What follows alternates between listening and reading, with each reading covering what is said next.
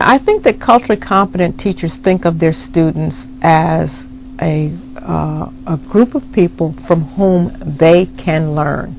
One of my colleagues at the Northwestern University, Carol Lee, talks about a classroom in which she was studying teachers, and the teacher that she was working with would always say, you have to study the students.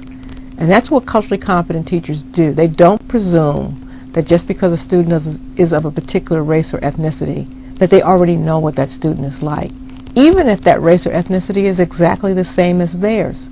They literally study the student, and because every group of students is a new group. I mean, one of the mysteries, how do we start to think about kids' potential? The 11th grader who walks in with the hat on backwards and the looks like the next rapper, or the 5th grader who comes in threadbare and poor. How do we think about their potential? Who do we think these youngsters are going to be? It turns out most of us are pretty poor judges of that. So a culturally competent teacher knows there's no point in making an assumption.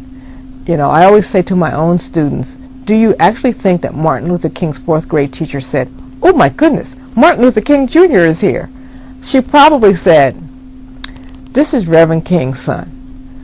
I guess I have to work with him, but, these preachers' kids are maybe a pain in the neck. That's a very human response to have. But it was Martin Luther King. But you can't know. So you don't know where the next cure for cancer is coming from. You don't know where Bill Gates is sitting. You have no idea where Toni Morrison is. You don't have any clue that Cesar Chavez is sitting there ready to, at some point in his life, lead farm workers. So you have to teach as if they're in that classroom. They're there somewhere.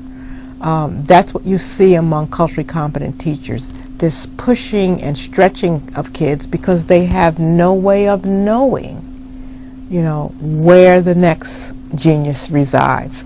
One of the teachers in my study had a wonderful sign outside her door, and it said, quiet, geniuses at work.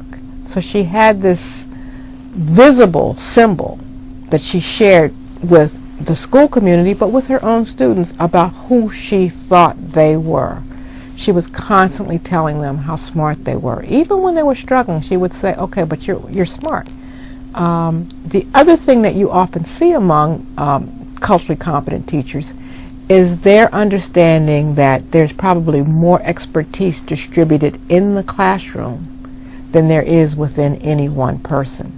So much of their work is work that helps kids collaborate and become more interdependent to work with each other.